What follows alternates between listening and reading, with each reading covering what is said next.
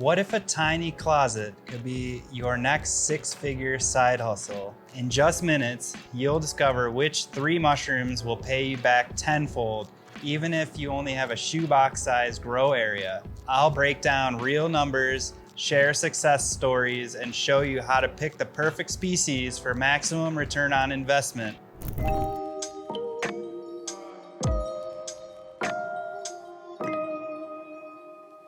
What's up, mushroom fam? It's Gary with Fresh from the Farm Fungi.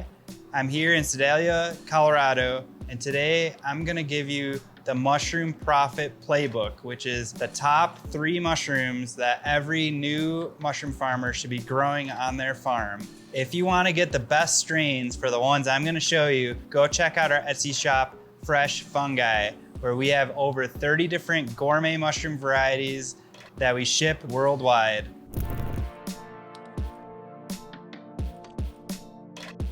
Mushrooms, especially craft mushrooms, have explosive market demand. Specialty mushrooms are up 30% in US grocery stores. There's low startup costs, low barriers to entry versus high per pound prices with other vegetable produce. Mushrooms have rapid growth cycles. You can get a harvest from inoculation to fruiting in as little as 21 days. So if you're starting out your farm, the best way to think about things is to quantify 1 mushroom block. Now this is a bulk substrate block or a compressed volume inside of a grow bag that will yield a specific amount of mushrooms.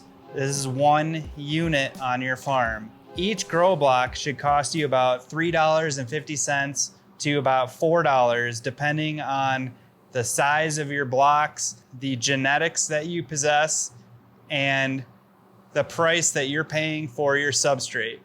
This price will also fluctuate depending on the time of the year because you will have to maintain an ideal 60 to 75 degrees and 85 to 95% humidity in your fruiting room. And this could be challenging throughout different parts of the year. An urban pantry farm could net you about $600 a month in a 4-foot by 2-foot grow tent, also known as a Martha setup.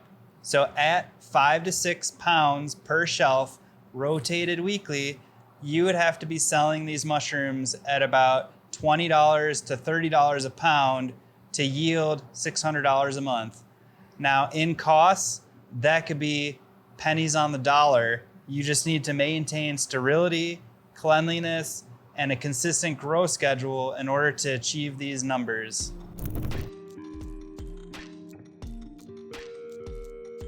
The number 1 mushroom to achieve this is the oyster mushroom, or Pleurotus austriatus. Oyster mushrooms have a growth cycle of about 3 to 4 weeks. They can yield up to a pound or 2 per square foot if you're doing it correctly.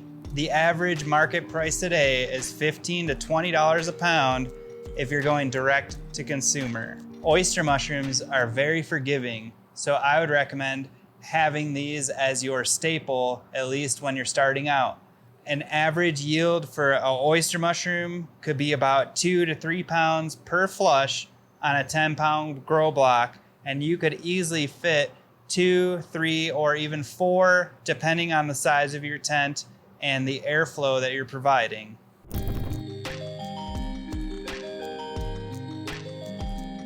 Mushroom number 2 in the Mushroom Profit Playbook has to be lion's mane mushroom.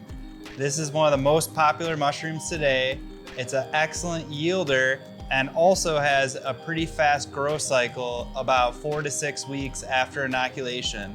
So some farms are yielding about 10 pounds per square foot if you go vertically, and this is a huge market asset. Most mushroom farms are going to want to bring lion's mane to the farmer's market. It also has a really good shelf life, and if you don't sell it, you can end up drying it or freeze drying it for a shelf stable product. Average market price of lion's mane has made it all the way up to $25 to $35 per pound in selective regions. Lion's mane will grow on a variety of substrates, including sawdust. Some strains will even grow on straw, and you don't really have to supplement it at first if you're getting your substrates directly from the source.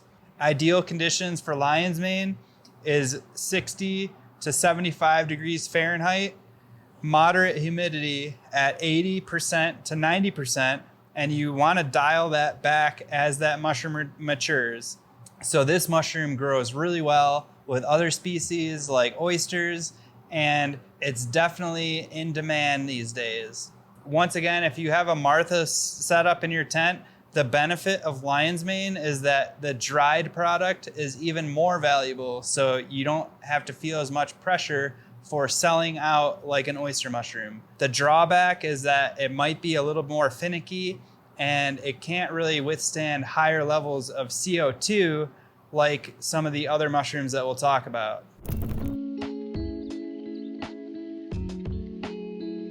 So for your third mushroom in rotation, I suggest using either enoki, chestnut, or piapino, some traditional stem cap mushroom that can tolerate high CO2 levels and add some variety to your selection. Enoki mushrooms are awesome because you can grow them in vitro and you don't necessarily need a working fruiting chamber to get high quality enoki mushrooms.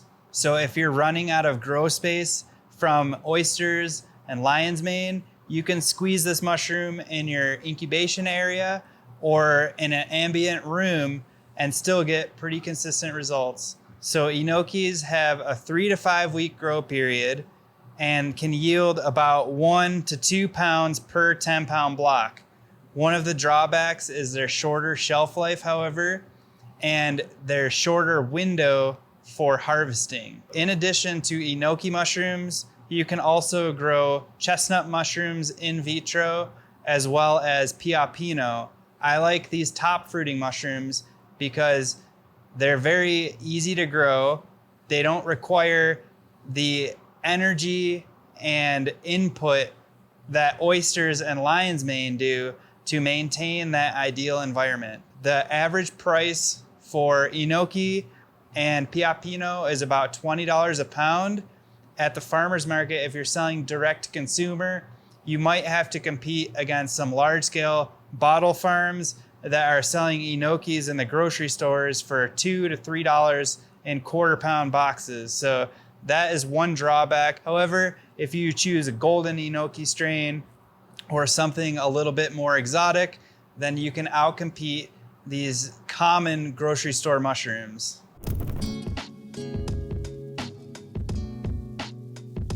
With the balance of fast-growing, high-yielding oyster mushrooms, super high demand lion's mane mushrooms that you can also have a shelf-stable product with, and in vitro, eye-catching enoki mushrooms or chestnuts or piapino, you will have the ultimate playbook for the farmer's market or grocery store distribution with your farm. If you're willing to section off one part of your garage for $800 a month, definitely consider growing these 3 mushrooms.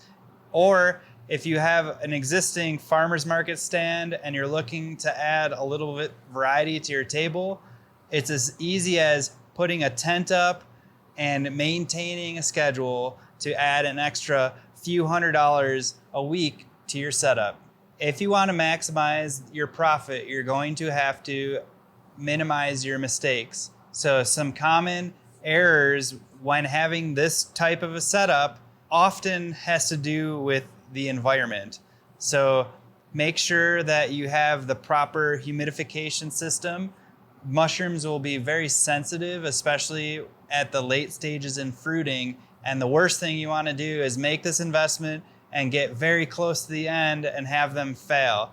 And a really easy way to maintain the humidity is with an ultrasonic humidifier. So whether you're turning your closet into a money-making machine, your garage into a side hustle, make sure that you keep it clean and keep your schedule consistent. Leverage local farmers markets, CSA boxes, and online forums, as well as modern day neighborhood apps where you can sell direct to consumer, and then you will get direct feedback, which will help you leverage this into a business if that's what your interests are. If you're interested in learning more details about this whole process, check out our ebook, Growing Gourmet Mushrooms for Market. And until next time, much love.